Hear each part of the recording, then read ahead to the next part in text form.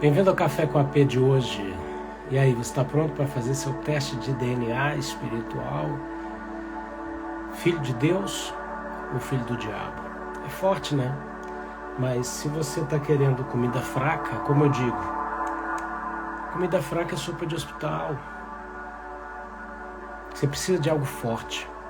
Você precisa de algo que te confronte, que sacuda você, que te desperte para realidades, que te leve a tomar decisões imediatas e importantes para a eternidade. Esse é o Café com a P, uma live devocional para uma vida plena. E nós estamos aqui com um compromisso com a palavra de Deus e com o poder de Deus. Nessa semana nós estamos falando sobre desenvolvendo a sua salvação. Então, a gente tem aprendido que a salvação é algo que a gente desenvolve, né? Nós fomos salvos por Cristo, nós estamos sendo salvos e nós seremos salvos. É algo contínuo. Então é muito importante você se dar conta disso. E nós estamos aqui abordando alguns temas durante essa semana que falam disso, desse desenvolvimento da salvação, né? Nós já falamos aqui no primeiro dia, vamos relembrar aqui um pouquinho os temas da semana, né? No primeiro dia a gente falou sobre a diferença entre fé e o Evangelho da Esperança. Lembrando que existe a má esperança, que é aquela esperança num horizonte utópico, né? Quanto mais você caminha em direção a ele, mais longe ele fica. Tem gente que tem esse tipo de esperança, né? O exemplo que eu dei foi: o Brasil é o país do futuro, quer dizer, o futuro que nunca chega, né? Ou as crianças são a igreja do futuro. Está errado, isso é a igreja do presente. Se não tratar como igreja do presente, não vai ter... Essas crianças não vão fazer parte da igreja no futuro. Então, diferença entre a boa esperança e a má esperança, né? A esperança boa é importante, certo? Ela é relacionada com algo do futuro, que a gente espera em Deus. Falamos da fé, a diferença entre crer e emunar, né? A fé dos patriarcas. Falamos sobre esperar ou ser um grande avivamento, né? E ontem falamos sobre o que o gadareno viu em um dia que os discípulos não viram em 3 anos, né? Nós estamos aqui para falar sobre filhos de Deus ou filhos do diabo, testar aqui o seu DNA, fazer um teste de DNA espiritual, né? E tá chegando meu convidado, Patrício Zini. Tá bonito, cabelo bonito. Aproveitando que eu estou me enxergando, né? Bem-vindo, Patrício. Tudo bem? A minha imagem continua grande. Tudo bem. Maravilha. Bom, eu estou aqui fazendo essa introdução, lembrando os temas da semana e reportando todo mundo para o grande tema que é desenvolvendo a nossa salvação, né? Porque, afinal de contas, nós fomos salvos, nós estamos sendo salvos e nós seremos salvos. E existe uma importante ação da nossa parte em desenvolver a nossa salvação. Tem um texto que fala assim que o objetivo final da nossa fé também é a nossa salvação. Isso significa que nós temos que exercer a fé operante para alcançarmos o final da carreira, não é verdade? E hoje a gente vai fazer um teste de DNA aqui, né, Patrícia? A coisa tá séria. Patrícia, que história é essa de que todo mundo é filho de Deus? Já ouviu esse papo, né? Aquela musiquinha, né? Eu pensei que todo mundo fosse filho de Papai Noel. Tem gente ainda acreditando nisso, né?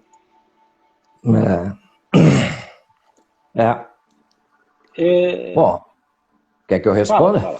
Fala, diz aí. Para ser filho de Deus tem que nascer da parte de Deus, né? Deus tem uma grande diferença entre ser criatura e ser filho, né? Deus, quando fez o homem, ele criou o homem, gerou o homem. Né? Ele também não gerou nenhum animal, ele criou os animais.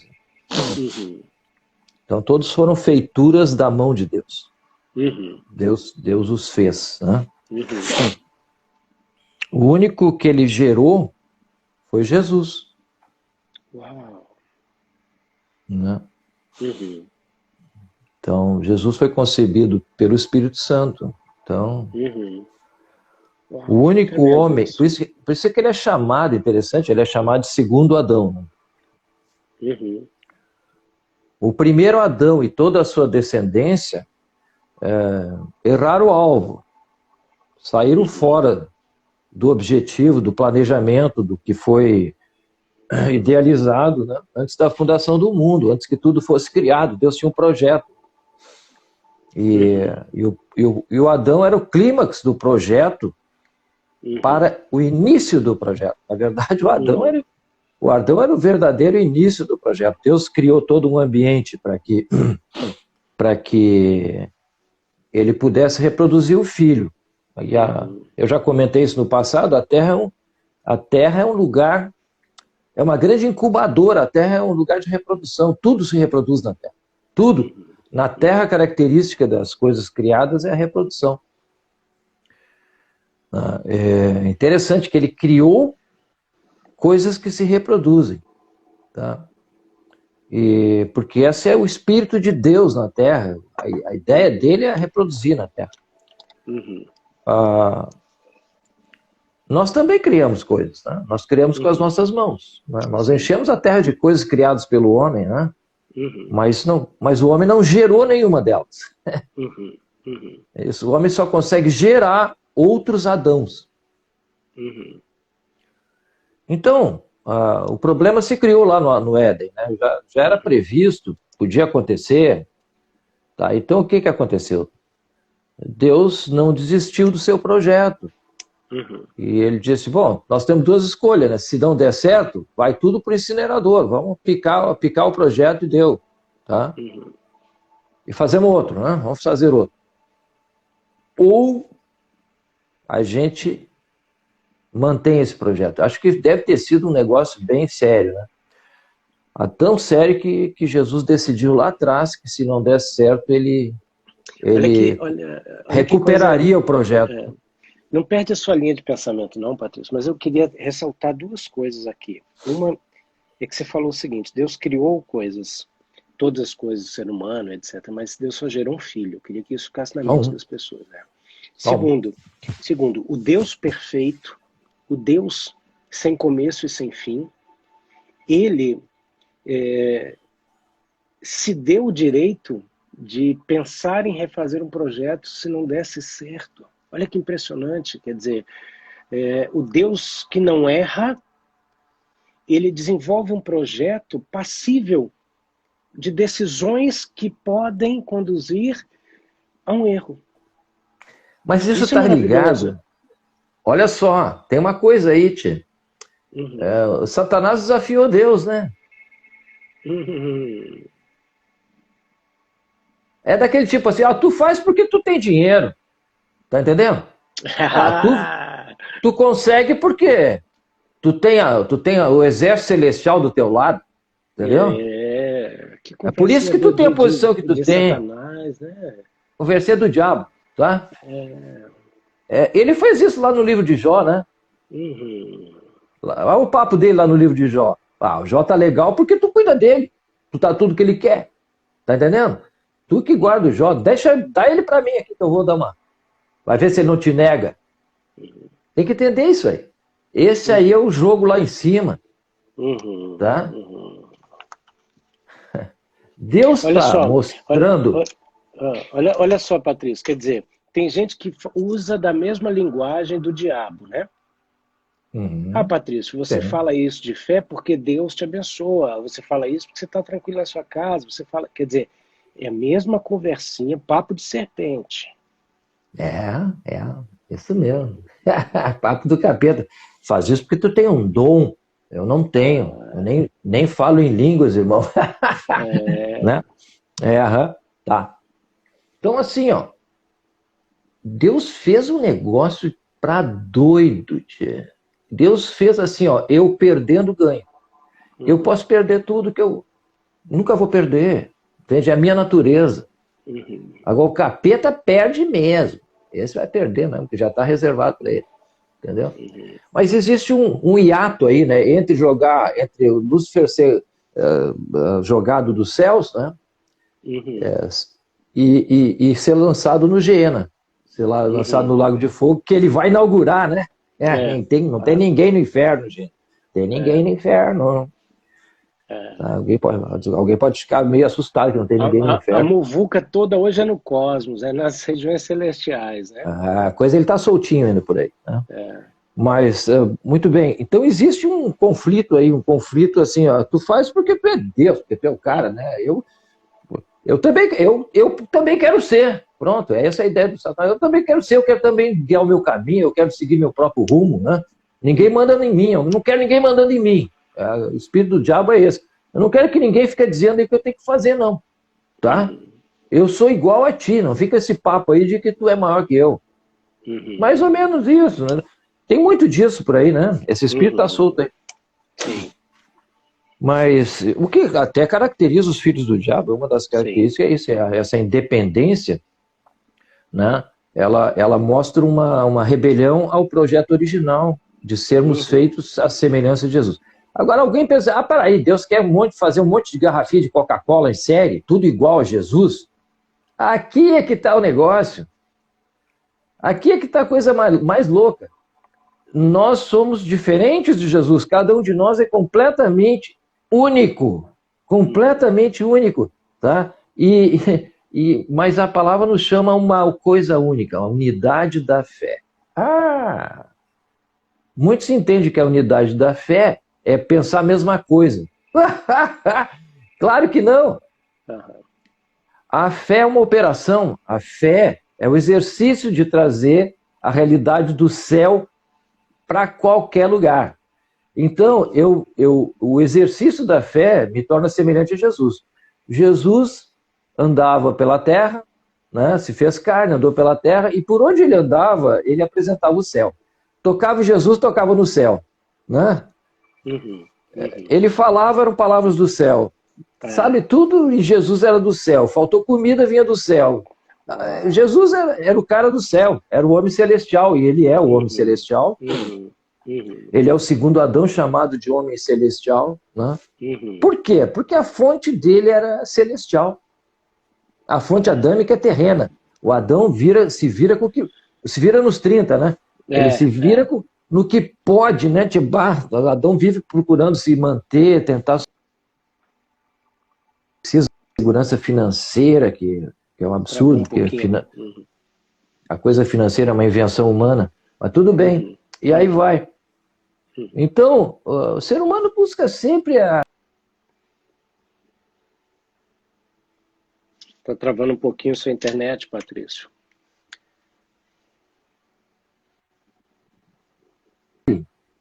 Ele é. Travou um pouquinho, Patrício. Está travando aí. Está travando um pouquinho. Vamos dar um feedback para mim, você que está aí. Para mim, o Patrício está travando um pouquinho. Enquanto ele está voltando, eu gostaria de ler para você só o comecinho do primeiro capítulo de 1 João, que diz isso que o Patrício falou, né? Quem tocava em Jesus, tocava no céu, né? E diz assim, ó, o que era desde o princípio, o que vimos, o que ouvimos e o que vimos com os nossos próprios olhos, o que contemplamos e as nossas mãos tocaram, isso proclamamos a respeito da palavra da vida. Olha que tremendo, Patrício. Deu uma travadinha, Patrício, e eu peguei a deixa para ler aqui, 1 João 1. Olha sim, só. Olha aqui, ó, se querem saber o que é um filho de Deus e filho do diabo, leiam 1 João. O João foi exuberante aí, né? Tudo bem. Olha que tremenda descrição dele. A vida se manifestou, nós a vimos e dela testemunhamos e proclamamos a vocês a vida eterna que estava com o Pai e nos foi manifesta. Olha que coisa tremenda, Patrícia. Olha que coisa demais, é demais. O que Deus fez é um negócio absurdo, gente. É uma coisa, é um ato de misericórdia contínuo, sabe? Por isso que o Salmo fala, a misericórdia de Deus se renova todas as manhãs. Tá? Porque ele não muda, ele é um Deus de misericórdia constante. Tá? Mas ele é um Deus de justiça. Aqui tem que entender isso. As pessoas, Deus é misericordioso, é Papai Noel. Papai Noel não é misericordioso, tá? Porque se tu não te comportou bem, não vai ganhar nada. É assim vai, né? Então, assim, ó, a misericórdia de Deus, ela é assim, ó. Ela não espera que eu seja merecedor de alguma coisa, tá? Ele me faz merecedor. Tá? Meu Deus do céu. É um negócio que eu não... Nós não temos essa misericórdia. Tá? Nós não. A gente é muito, muito duro. Tá? E mesmo quando a gente exerce uma coisa chamada amor, né, que a gente passa a mão por cima do pecado, tá? Não é essa a misericórdia de Deus. Deus, na sua misericórdia, ele trata o pecado. Ele enfrenta o pecado, enfrentou sozinho. Ele deu a vida por isso. Ele não fugiu disso. Ele, sem pecado, assumiu o meu pecado. Morreu no meu lugar. Tá? Então, ele não diz assim, não, coitadinho, vou perdoar ele, tá? Não, não, não, não. O perdão custou a vida de Jesus, do único filho. Isso não é brincadeira. Eu levantei a mãozinha, Não, isso é um assunto muito sério. É um assunto de vida e morte. É um assunto que envolve sangue. Tá? Não é brincadeira.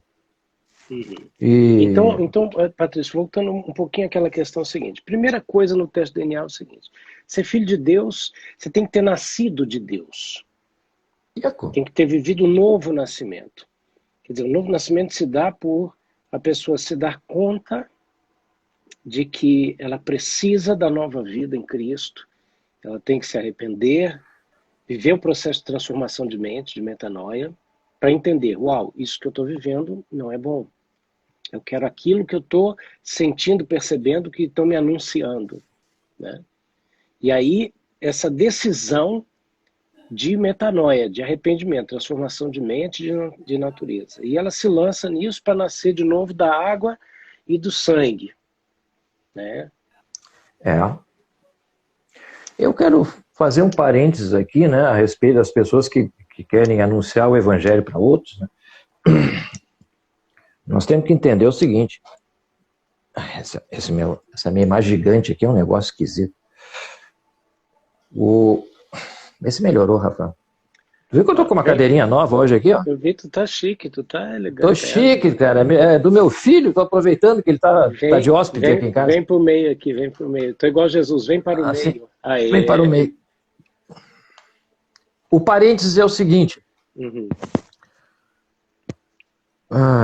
Quando nós anunciamos o evangelho para alguém, nós trazemos palavras espirituais para alguém, a palavra fala que as pessoas que estão ouvindo estão mortas. Elas não têm condições de receber o que nós estamos falando. E quem deixou elas nesse estado de cegueira, de surdez, é o inimigo. Então, antes de nós falarmos com uma pessoa, antes de nós anunciarmos o evangelho, a gente tem que orar por aquela pessoa. Sabe, a palavra nos mostra de várias formas que nós estamos tomando territórios. Então, esse território está dominado pelo diabo, está sujeito a obras de Satanás, está sujeito ao domínio das hostes celestiais do mal, né? Nós precisamos tomar esse território. A primeira coisa é mandar o capeta embora, soltar aquela vida, porque senão o cara não vai entender nada. O Espírito Santo não vai conseguir falar com ela. Tá? O Espírito Santo vai falar com ela se ela tiver ouvidos para ouvir, olhos para ver. Então, gente, nós, como sacerdotes do Deus Altíssimo nessa terra, nós podemos mandar o inimigo recuar, cair fora, tomar o território dele.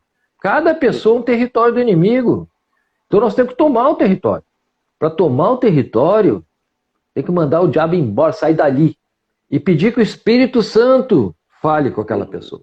Então, dessa maneira, nós ordenamos o campo de batalha. tá? Que é a nossa função é ordenar as coisas, tá? Nós estamos na terra, os pés na terra, o que nos dá uma legitimidade para tratar com os assuntos daqui, tá? Esse primeiro passo é literalmente transportar a pessoa do reino das trevas para o reino da poderosa luz, através... Ainda não, mas é uma possibilidade de ele ser iluminado. Uau, isso é importante. A mente do cara ser iluminada, o espírito do cara ser vivificado. Lembra, olha aqui, vamos colocar claro, Jesus disse que não se acende uma candeia, tá, para deixar debaixo de uma caneca. Tá? Não se acende uma vela para deixar debaixo de uma caneca. Antes tu coloca ela num lugar que ilumine a casa toda. Uma vela, uma luminária, uma lâmpada, qualquer coisa colocada num ambiente, ilumina todos os que estão no ambiente. O cara que botou a vela e os outros que não botaram a vela. Então, essa luz que identifica Jesus, que vindo ao mundo ilumina todo homem, está escrito. Tá? Nós somos os portadores dela. E sabe onde é que está essa luz? Debaixo da caneca. A caneca é o nosso corpo. Não é para deixar debaixo da caneca. E como as coisas com Deus funcionam aqui, ó, com a palavra, o nosso Deus, o nosso irmão maior é a própria palavra de Deus. Tá? E nós, como filhos de Deus, somos a extensão dessa palavra. Tá? Que interessante. 1 João 4,15 fala isso. Se alguém confessa publicamente que Jesus é o Filho de Deus, Deus permanece nele e ele em Deus. Né? Começa pelo... Olha 1 João aí de novo. Né? Vai pegar o 1 João do capítulo 3 e 4, é impressionante. Fala a distinção entre... Ele fala a distinção entre os filhos de Deus e os filhos do diabo. Exatamente. Nós vamos entrar nisso, nós vamos meter o pé na porta aqui. Uau! Como é que é? Enfiar o pé na jaca? Porque, por exemplo, sim, Patrícia, olha só que interessante. Aí o cara é iluminado e aí ele tem a oportunidade de tomar uma decisão diante dessa iluminação. Exato. E aí ele toma essa decisão de ingressar no reino. E esse ingresso no reino é uma certidão de nascimento. E aí, mas não é a garantia de salvação. Isso aqui é interessante, né? Porque, por exemplo, ontem eu estava conversando com uma pessoa aqui sobre esse tema, essa questão. E essa pessoa estava comentando comigo que ele conheceu aqui uma senhora que dizia, meu filho é dono de um prostíbulo aqui, né? Eu tenho 2 filhos, eu tenho um filho que é dono de um prostíbulo aqui, eu tenho outro filho que é dono de uma boate, mas eles estão salvos, graças a Deus, né? Eles estão salvos. Então, quer dizer, qual era a mentalidade? O cara levantou a mãozinha, ou ela mesmo falou, pai, toma os meus filhos, e achou que tá tudo garantido, né? É o que eu chamo de evangelho do perdão dos pecados. Né? Olha só, vamos para Jesus, hein? Jesus é demais, né? Os discípulos perguntam para ele, olha senhor, por que o teu marketing é ruim? Tá? Muito ruim, tu é ruim de marketing. Por quê? Tu fala para o povo em parábolas, os caras não entendem nada. Por que para eles tu fala em parábolas e para nós tu explica? Para nós tu explica o que tu quis dizer agora. Por que tu não explicou para eles? Esse povo fica tudo na ignorância. Pai, Jesus ensinava para não ensinar. É doido, né? Jesus respondeu um negócio louco. Louco para a mentalidade evangélica, tá? Mas não para a mentalidade dele.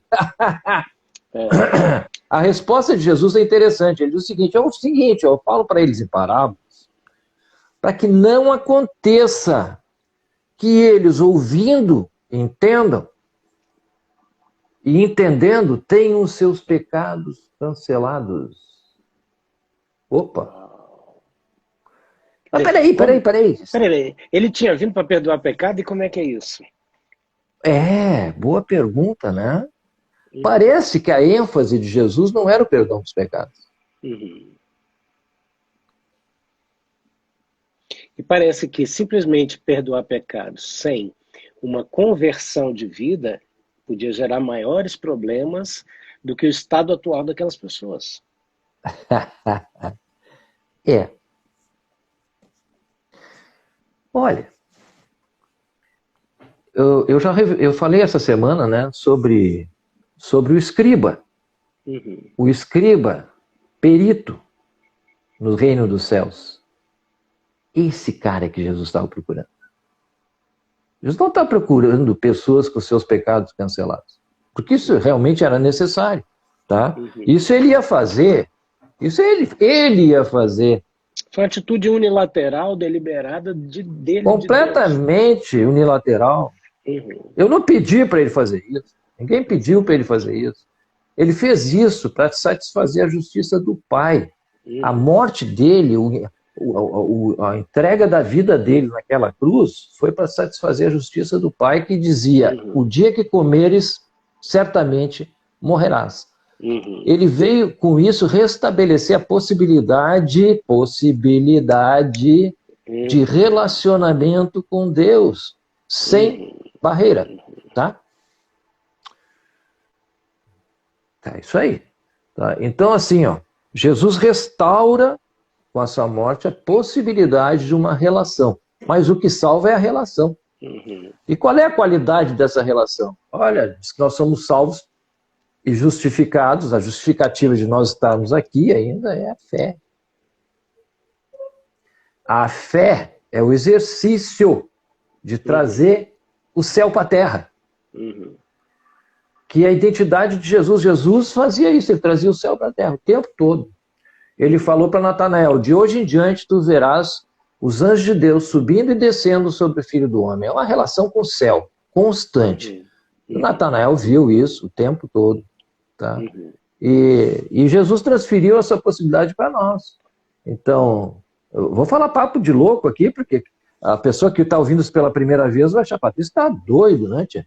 Ó, Deus nos chamou para essa mesma relação. Nós somos uma reprodução de Jesus. Tá? Ele nos abriu a possibilidade, liquidou o problema que havia conosco, dos pecados, né? Principalmente do pecado. O pecado. Tá? Os pecados, vamos dizer assim, os pecados já foram resolvidos. Tá? Agora, a característica do pecado que me faz andar, que me leva, me puxa para andar conforme a velha inclinação, ele não removeu. Ela está dentro de mim. A fábrica de pecados está conosco. Ele não removeu, não removeu. Está lá em Romanos 7, obviamente declarado. Tá?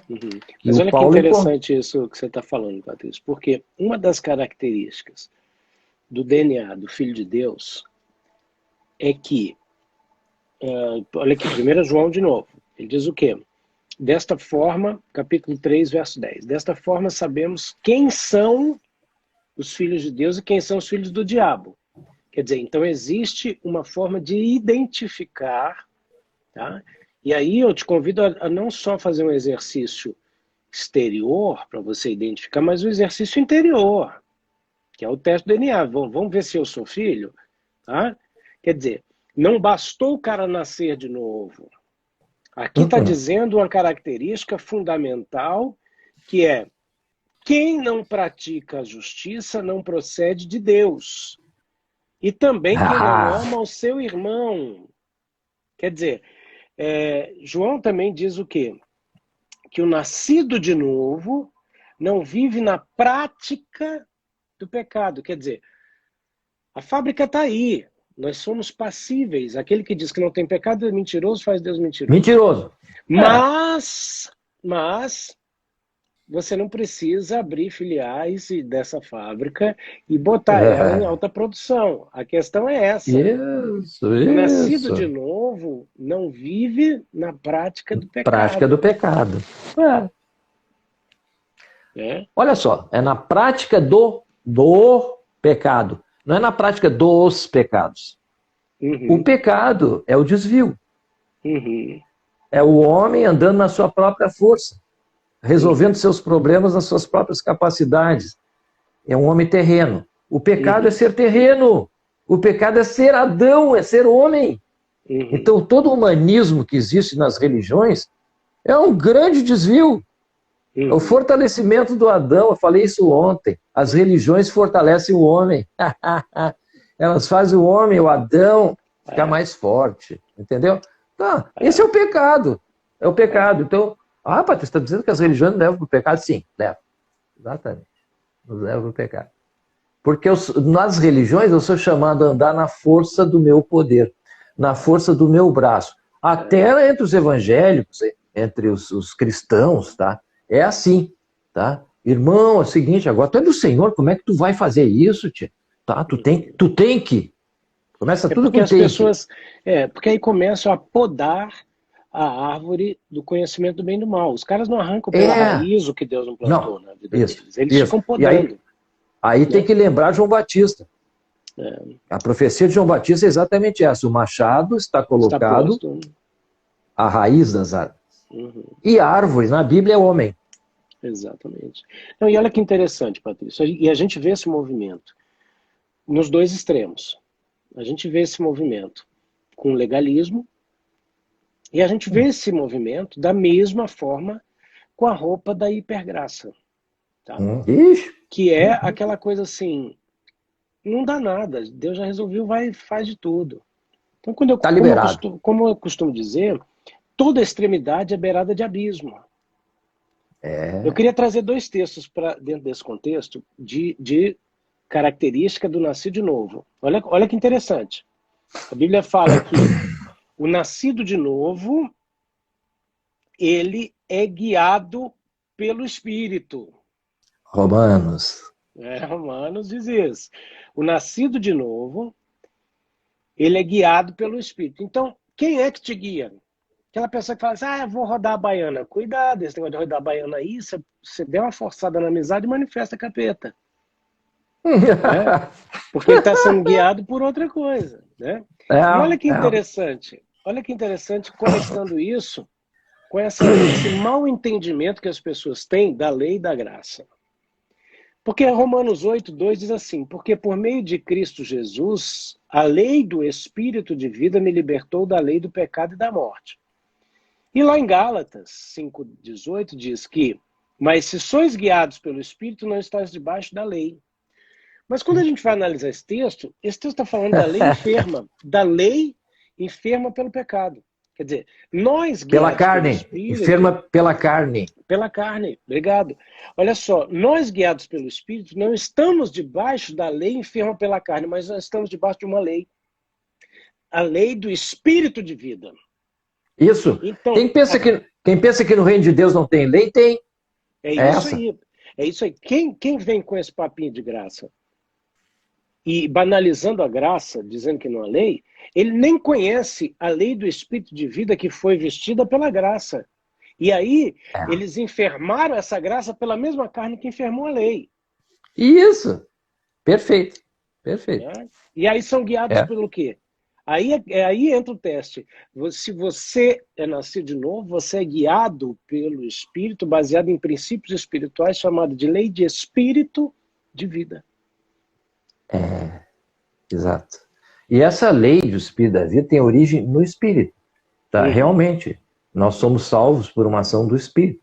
Mas essa ação do Espírito é provocada por nós. Tá? Tanto é que a palavra exorta a não andar na carne, mas andar no Espírito. Quer dizer, algo que eu decido. E é outra coisa, é algo que os irmãos sabiam fazer. Porque se eu posso escolher entre uma coisa e outra, eu estou capacitado a fazer uma coisa e outra. Tá? E isso era uma das questões que eu dizia para Deus, espera aí um pouquinho, os irmãos sabiam isso aí, eu não sei. Era uma das questões que eu tinha com Deus, forte, era essa. Eu disse, espera aí, esses caras sabiam fazer isso. Quando eu leio Efésios, eu fico maravilhado, aquela abundância de graça, aquela coisa. E como é que é isso? Como é que eles faziam isso? Como é que isso acontecia? É pelo Espírito, irmão. Claro que é pelo Espírito, mas tinha quem provocava isso, eram eles. Eles provocavam isso, tá? Então, isso que faz a diferença entre hoje esse grande corpo de Cristo aqui, parado, acomodado, como se não tivesse poder nenhum, como se não tivesse autoridade nenhuma na terra. O diabo anda esbofeteando a igreja 3x4 e nós andamos como vítimas. Nós não somos vítimas, nós somos protagonistas. Tá? Então, o que é isso? Nós somos embaixada do céu na terra. Que é isso? Uau! Quem está por trás de nós, nossa embaixada, são os exércitos celestiais, é o Senhor dos Exércitos. Nós representamos o interesse de Deus na terra. Nós representamos o interesse de Deus nesse mundo. Que é isso? Como é que nós andamos de um jeito assim, ai, coitadinho de mim, ficamos tratando as nossas mediocridades todos os dias? Gente, nós somos chamados para um negócio extremamente maior. Por isso que a palavra fala, buscar em primeiro o reino de Deus e todas as demais coisas vos serão acrescentadas. Tá? Os filhos de Deus entram na justiça de Deus, não na justiça do mundo.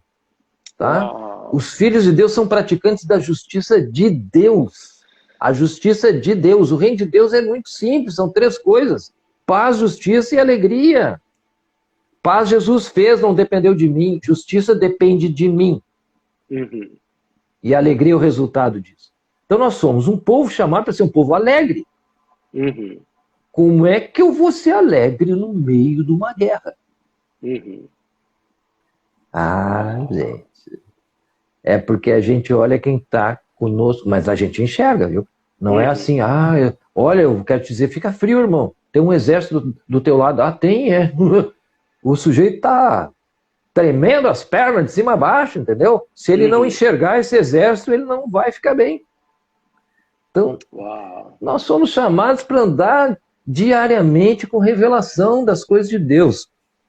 Pedro fala claro que nós somos chamados para andar na força do seu poder e não na nossa. A nova criatura, ela anda na força do poder de Deus. Ela é alimentada por coisas do céu. Mas é a palavra de Deus. Gente, vamos fazer o seguinte. Esse negócio, irmão, tem que se alimentar da palavra, ler a Bíblia. Mas é claro que tem que ler a Bíblia. Só que é o seguinte, vamos fazer uma revisão. Lá atrás, 2000 anos atrás, eles tinham Bíblia. A Bíblia passou a ser impressa a partir dos anos 1500. Gutenberg inventou a imprensa. Um judeu esperto, né? Aliás, tinha que ser judeu. Então é o seguinte, por que tinha que ser judeu? Porque eles buscam capacitação de Deus. Coisa que o cristão não aprendeu a fazer. Não aprendeu a fazer. O diabo nos iludiu tanto, eu vou entrar no capítulo da manhã, o diabo nos iludiu tanto, né, que nós esquecemos lá atrás que a capacitação vem de Deus. Tá? Mas os judeus não esqueceram, gente. Olha só, quantos prêmios Nobel eles têm? Tá? Mais de 150. Os caras são o rei do prêmio Nobel. O prêmio Nobel foi criado para eles. Tá? Mas tudo bem, vamos lá. Grande desvio esse nosso, né? Vamos voltar a ser filho de Deus? Patrícia. Vamos lá. Características de filho de Deus e filho do diabo. Então, filho de Deus, ele é nascido de novo, ele foi iluminado, provou do novo nascimento. Segundo, ele é guiado pelo Espírito. Né?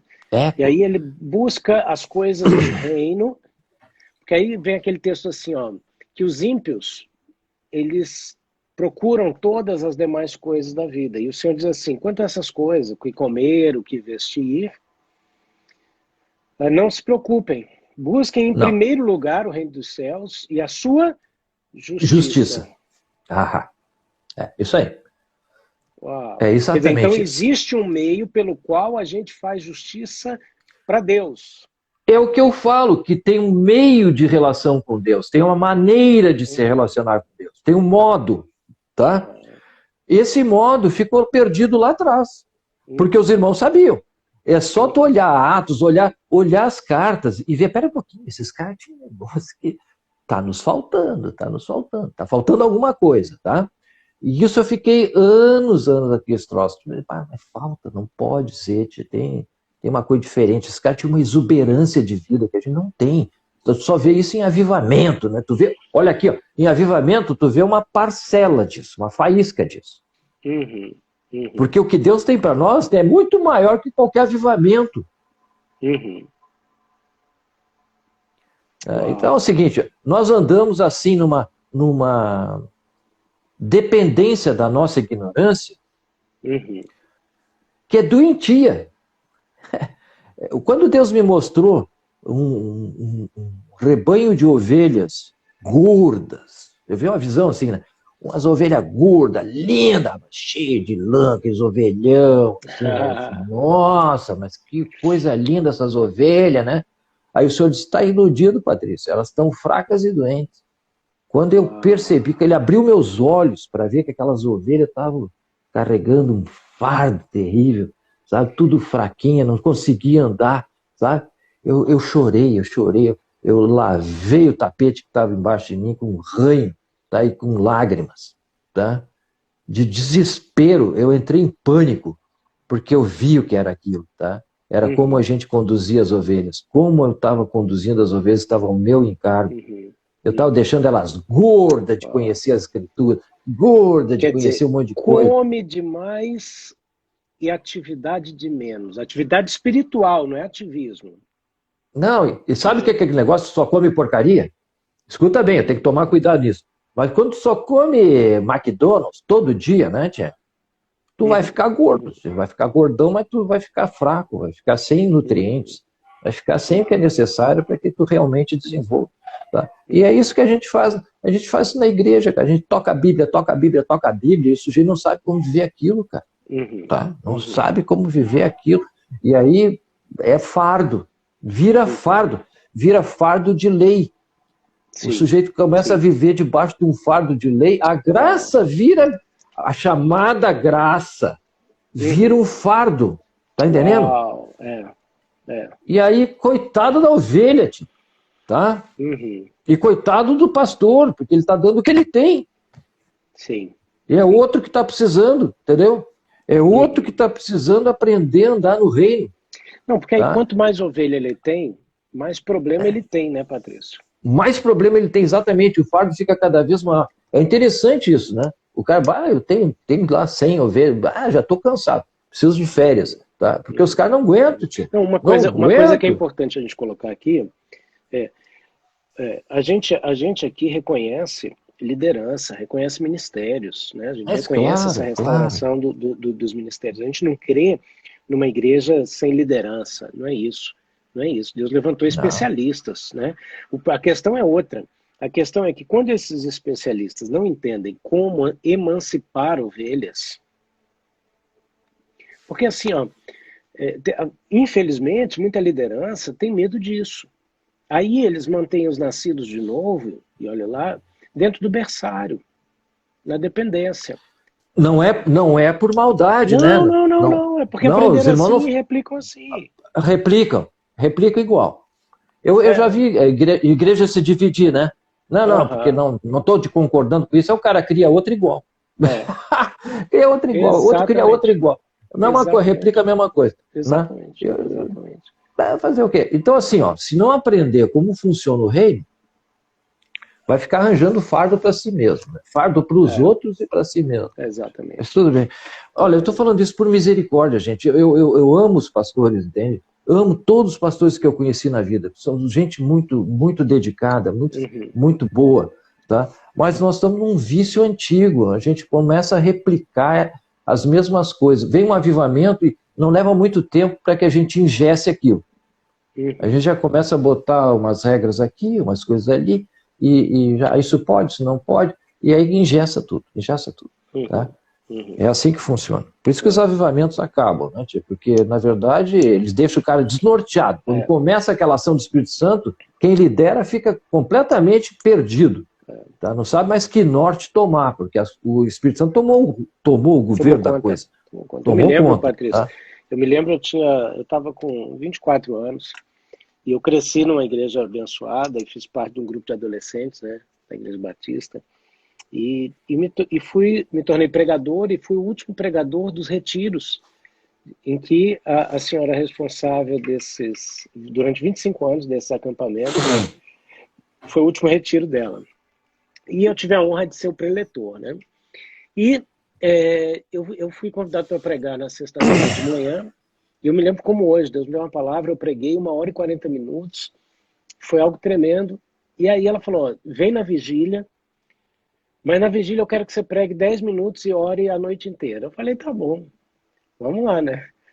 E foi muito impressionante porque nós estamos falando de um grupo de adolescentes batistas que não tinha internet na época para eles olharem algum tipo de comportamento e imitar. E eu preguei 10 minutos e dei liberdade para o Espírito Santo agir. Bah. E nós oramos por mais de 4 horas. E começou um mover de Deus, digno de qualquer pentecostal, que aqueles adolescentes não sabiam nem imitar para dizer que eles estavam imitando. Só que o ponto fundamental nessa noite, que foi um dos pontos muito fortes da minha vida, foi que, num determinado momento, o mover de Deus estava incontrolável, que eu simplesmente sentei no chão e fiquei observando. Por quê? Não estava de forma alguma debaixo do meu controle. Aí a minha pergunta é, quantos líderes teriam a liberdade de sentar e deixar Deus agir? E de olhar e aprender. E de se aproximar de algumas pessoas para entender o que Deus estava fazendo e simplesmente dizer, pai, como que eu oro agora? O que eu faço agora? Né? Muitos por medo, tocava o sininho, mandava parar, né? Amém, amém, amém, Já vi amém. isso. Né? Já vi isso, já vi isso. E um grande lance também é, muita gente, quando escuta talvez a gente falar isso, pense que a gente tem que migrar para algo tão espontâneo que não tenha nenhuma direção. E não é isso também. Não é isso também. Né? Na verdade, a gente vê assim que a gente hoje está diante da quarta reforma, né? Da mesma forma que o mundo está na quarta revolução industrial aí, a gente está na quarta reforma. E se a gente analisar a antiga reforma, a última, né, de 500 anos, 600 anos atrás, a gente vê que o sucesso naquilo que eles obtiveram sucesso foi o fato de que eles trouxeram o que Deus se manifestou e trouxeram isso para as outras áreas. Para as áreas, eles levaram a vida de Deus para a vida profissional. Por exemplo, aqui em Genebra. Por que Genebra se tornou um ícone em relógios? Relógio suíço. Por causa da reforma protestante. O mover de Deus trouxe uma iluminação para eles tão grande que eles pensaram, tudo que eu fizer, eu tenho que fazer para Deus, com excelência. Então, eles trouxeram esse entendimento para a vida de trabalho deles. Não é verdade? Uhum. Hoje a gente vê que o mundo leva seus conceitos, suas ideologias para as outras áreas. Artes, cultura, desenvolvimento, política, economia. E a coisa chegou num ponto muito escancarado, onde a gente vê hamburgueria dando palpite sobre a vida sexual dos nossos filhos, loja de brinquedo, hoje eu recebi notícia em loja de brinquedo famosa, que eu gostava de brincar quando era criança, criando brinquedo para influenciar a decisão de criança, quando na verdade essa decisão tem que ser restrita para adulto. Não estou entrando nem em questões espirituais aqui, estou dizendo o seguinte, não mexe com as nossas crianças. Né? Mas o fato é porque, aí eu trago, vamos puxar para a gente, é porque a igreja não ocupou esse espaço. Ô, Rafael, um parentezinho aí, né? A Bíblia exorta, né, a não acordar a sensualidade antes do tempo. Exatamente. Né? E o mundo está fazendo uma violência tremenda. Mas tudo bem, vamos lá. Parênteses. Então, aí a questão toda é essa faísca, esse mover de Deus, que é para mim, para você, que a gente é fator fundamental para ativar isso. Eu vejo muitos homens de Deus, mulheres de Deus, falando de ativação profética. Mas eu quero te dizer, ativação profética é sobre isso que a gente está falando. Tem gente que está achando que ativação profética é você ter a oportunidade de encontrar o Patrício, ele botar a mão na sua cabeça e ligar uma tomada. Quando, na verdade, a ativação profética é o contrário. É a gente dizendo o seguinte, existe um interruptor, existe um conector que você precisa saber como ligar. Dentro de você. E você liga. A ativação profética não é outra coisa a não ser uma revelação que te dá autonomia. E aí, você tem um vínculo de relacionamento conosco, com qualquer líder espiritual, por honra, por reconhecimento, por gratidão, por amor. Pelo amor de Deus, eu entendo, Patrício, o seguinte, eu entendo que Tem pessoas que antes de mim galgaram posições espirituais, têm autoridade para falar do assunto. Então, eu vou reconhecer essas vozes e me sujeitar a elas. E a decisão se encontra onde? Em mim. E é isso que a gente está falando, né? A gente está dizendo para você, ó, se você é nascido de novo, você tem que ser guiado pelo Espírito. E existe um interruptor dentro de você que precisa ser ligado por você. Eu estava conversando com um casal muito querido de amigos, uma vez, e a gente estava falando disso. E estávamos falando de grandes momentos de manifestação da glória de Deus, né? E eles estavam falando com uma nostalgia desse negócio, que eu falei assim, pois é, mas eu creio que agora na Suíça é tempo da gente ativar isso. E eu fui falando algumas coisas, ele olhou para mim apavorado e disse assim, você quer produzir um avivamento? E eu falei, é lógico, por que não? Eu falei para ele, cara, o fogo vem do céu, mas a lenha e o resto, quem põe sou eu, cara. Então, ele ficou chocado, ele não entendeu o processo, como muita gente fica naquilo que a gente falou no começo da semana, naquela esperança de que Deus faça quando Deus está olhando e está falando, eu estou esperando de vocês. A esperança é cômoda, porque eu passo a responsabilidade para Deus. Tudo que nós fazemos é passar a responsabilidade para Deus, né? É impressionante. Deus passa para nós e nós passamos para Deus. Deixa eu voltar um pouco. A questão é essa. Eu percebi que lá atrás os caras sabiam fazer. Ou seja, eles receberam a incumbência e estavam a 1000 no negócio. Tá? É só olhar aquela oração que eles fizeram lá, né? Que os povos se levantaram contra nós, Senhor. Né? Como é que é aquela oração? Hein? Que tremeu o lugar. Tá? Atos 5, se eu não me engano, né? Onde eles se colocam diante de Deus. E houve um terremoto. Se colocam diante de Deus e pedem para Deus capacitar eles. Tá? Agora é o seguinte, agora nós vamos tocar fogo no resto. Tá? Se levantaram contra nós, Senhor. Eles se mexaram? Não, gente, eles não se mexaram. Tá? Eles estavam capacitados.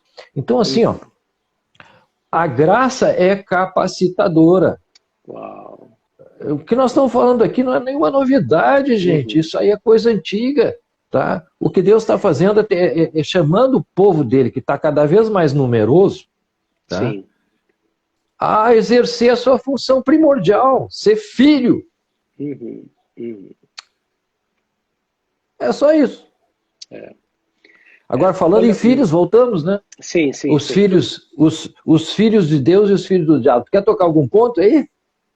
Não, então, eu acho que a gente podia trazer, para terminar a live aqui, nos próximos minutos, de uma forma muito prática o seguinte. X características de filho de Deus. E características do filho do diabo. Eu resumo isso. Vai. Os filhos do diabo fazem o que dá na telha. Fazem o que eles acham melhor. Fazem o que é melhor para eles. Até quando eles fazem a obra de Deus, que eles falam obra de Deus, tá?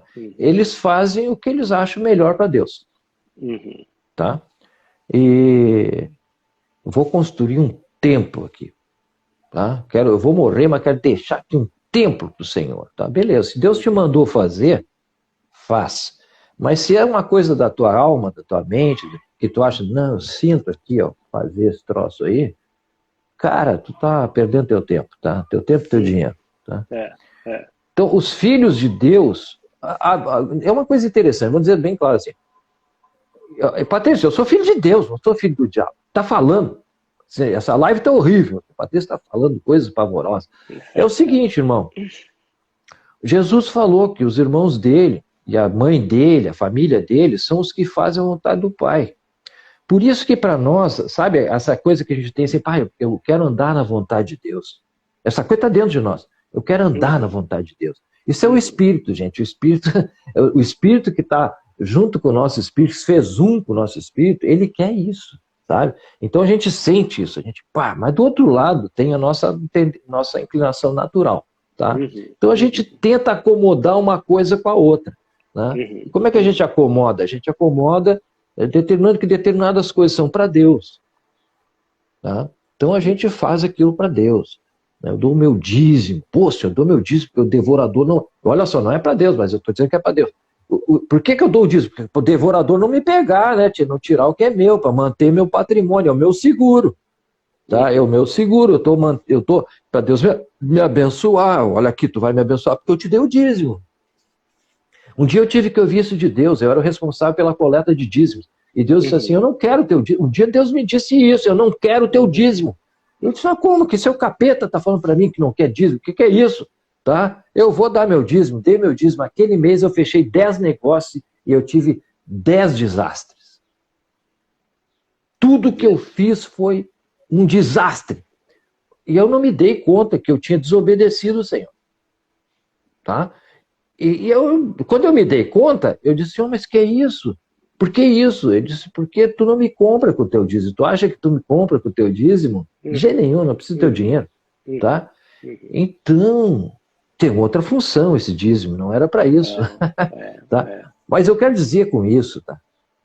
Que nós fazemos muitas coisas que nós aprendemos até o que a gente acha. Tá? É um achômetro. Tá? E eu tô sentindo, irmão, tô sentindo, tá entendendo? Tô sentindo. Cuidado, gente. A palavra nos chama a consultar o Pai. Jesus consultava o Pai o tempo todo. O tempo todo. Consulta o Pai, pergunta. Pergunta. Ah, não veio a resposta, não interessa. Pergunta. Quando tu pergunta, a responsabilidade é dele. É ele que vai te responder ou não, tá? Mas, gente, nós somos guiados pelo Espírito, ele sempre vai nos responder. Sempre. Tá? Nós fomos chamados por Deus para sermos guiados pelo Espírito de Deus.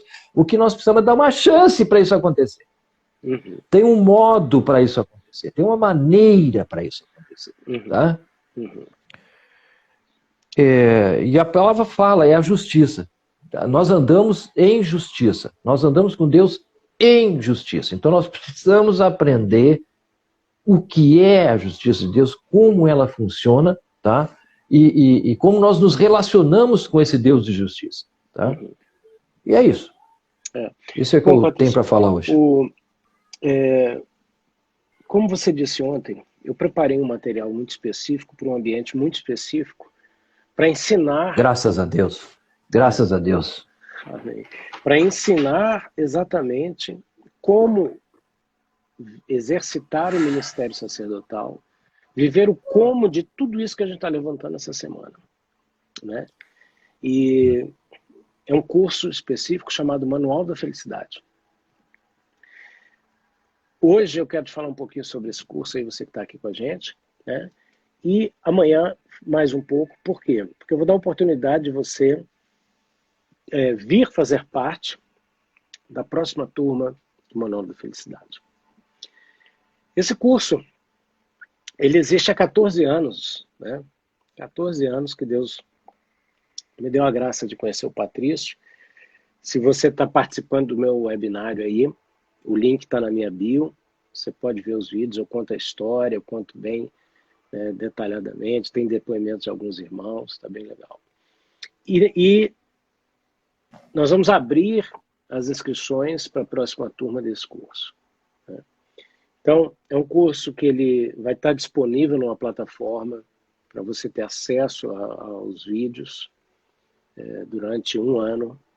E você vai ter a oportunidade de ter 2 encontros pelo Zoom comigo também, para a gente, a partir dos vídeos, ter um momento prático, totalmente prático de ministração, não só no ministério sacerdotal, mas na relação do ministério sacerdotal com áreas de identidade, com áreas de relacionamento pessoal, a prática disso na tua identidade, nos teus relacionamentos e na tua vida em sociedade, abordando os temas mais básicos, os problemas mais básicos que a gente enfrenta, como as dificuldades de perdão, os problemas de identidade, tudo relacionado ao 6º ministério. Amanhã a gente pode falar um pouquinho sobre os 5 ministérios do 6º ministério, né? Quando a gente falar que você está sendo enganado, né? De contar o que não te contaram até hoje. Né? Então, fica atento, tá? Se inscreve no meu webinário e amanhã eu vou liberar para vocês antecipadamente o link para você se inscrever no Manual da Felicidade, tá? Se você tiver o desejo disso. Se você precisar de mais informações, manda uma mensagem para mim, pergunta para mim e eu vou ter o prazer de te falar um pouco mais sobre esse material tão especial que te ensina a viver da maneira que a gente está levantando aqui essas questões, né, Patrício? É, exato. Maravilha. Rafael, posso fazer uma observação aqui? Pode, por favor. Eu queria sugerir aos irmãos que desse uma lida, assim, num momento mais tranquilo, em duas cartas de João, né? Primeiro o Evangelho de João, assim, no capítulo 8, do versículo 42 em diante, pelo menos, tá? Dá uma lidinha ali, 42 a 44, tá? E para ficar mais clara essa questão de filhos de Deus, filhos do diabo, tá? E o outro texto é João, a 1 João, né? 1 João, pode ler o capítulo 3, 4, tá? Que ali vai ter uma situação boa. E um versículo sozinho é 3 João 3, 11. 3 João, aquela cartinha pequenininha, 3, 11. Tá? Tu quer ler para nós, Rafael, esse versículo? Deixa eu achar aqui. 3 João 3, 11. Vamos lá. 1, 2, 3 e... Ele só tem um capítulo, né? Verso 11 diz: Amado, não imite o que é mal, mas sim o que é bom. Aquele que faz o bem é de Deus. Aquele que faz o mal não viu a Deus. Olha só. Aí é o conceito de bem e mal, né? Não é interessante? Uma árvore lá chamava árvore do conhecimento do bem e do mal, não é verdade? Aí a gente parece que está dizendo, parece que troço de bem e mal não funciona. Funciona. A árvore da vida, ela tem esse conceito de bem e mal, tá? O que é o bom? O que é o bem que nós somos chamados a praticar? É o que tem origem em Deus. E o que é o mal? É o que tem origem no homem. Ponto. Olha, o Mahesh Ravda, não sei se os irmãos conhecem, mas é um irmão muito querido, que mora nos Estados Unidos. Tá? Foi discípulo do Derek Prince.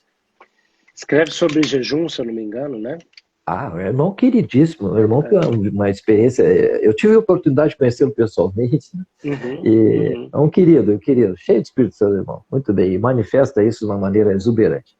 E ele dizia uma coisa interessante, ele diz uma coisa interessante, ele diz assim, a minha doutrina é o seguinte: Deus é bom e o diabo é mau.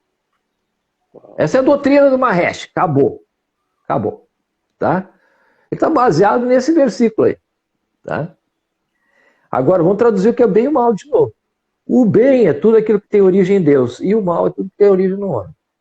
Como o nosso coração é enganoso e mau desde a meninice, está escrita a palavra, nós não podemos confiar em nós mesmos. Nós temos que aprender a andar na justiça de Deus, porque a justiça de Deus elimina a possibilidade de eu andar na carne. Elimina, tá? E é isso que o Rafael quer ensinar, eu também quero ensinar isso, gente, tá? E sem aprender isso, você vai estar enganado a vida toda, tá? Verdade. Aliás, isso é um assunto para amanhã, né? Amanhã vamos falar disso. Amanhã nós vamos dizer o seguinte: você está sendo enganado. Como? A gente vai te mostrar como. Amanhã, se Deus quiser também, a gente vai te falar um pouquinho sobre a existência desse sexto ministério, que é o ministério sacerdotal. Está lá em Efésios capítulo 4. E quando você entende que ele existe, você entende que ele é a resposta. E aí você precisa... Ele é o foco. Ele é o foco. Ele é o veículo. E aí, quer dizer, a gente te convidar para vir fazer parte de uma classe como essa é te ensinar como ele funciona, quais as características dele, tá? Essa semana a gente está dedicando a levantar coisas importantes que, de repente, você se identificou com essas coisas. E você se deu conta de que, uau, tudo isso que está sendo ministrado faz sentido para a minha vida. Antes de falar disso, muitas vezes eu conversei com o Patrício e vi também, muitas vezes a gente saía direto ensinando o ministério sacerdotal e essa riqueza se perdia. Por quê? Porque as pessoas não estavam prontas para receber. Exato. Entende? Justamente porque a gente não abordava questões que a gente está abordando aqui nessa semana, dentre outras. para viver aquilo até que a Bíblia fala, às vezes. Muitas vezes ter que desconstruir para construir novamente. Entende? Uma coisa importante aqui, a gente já vai terminar, gente, mas escuta o que eu vou te falar. O Patrício falou aqui das ovelhas gordas, né? A gente está vivendo o politicamente correto, né? Então é difícil falar isso, mas eu quero dizer para você, se você tem sido uma ovelha gorda, seu gordo, sua gorda, né? Eu quero te dizer uma coisa, é porque você come demais e se exercita espiritualmente de menos. A igreja nunca esteve tão cheia de pessoas tão vazias da prática da emuná, da prática de tudo isso que vem através do conhecimento e do exercício do ministério sacerdotal. Então, se você sente cansado, talvez seja por isso. Tá? Então, vem amanhã e a gente vai falar mais sobre isso aí. Aqui, ó, o pessoal tá. Quero mandar um abraço para todo mundo que está aqui participando da live, deixando seus comentários, né? Ó, Gil Mendes, grande abraço, Gil Mendes, você é uma benção. Aqui, ó. Para todo mundo pensar, sentir e agir, indaguemos. Nasceu em Deus, a origem em Deus? E aí? Que a palavra responde, né? Uau, a Sandra está dizendo aqui, ó, me identifico, olha aí, que bênção. É isso aí. Glória a Deus, viu? É isso aí. A Sandra falou, estou apreensiva, quero ser uma ovelha com musculatura, né?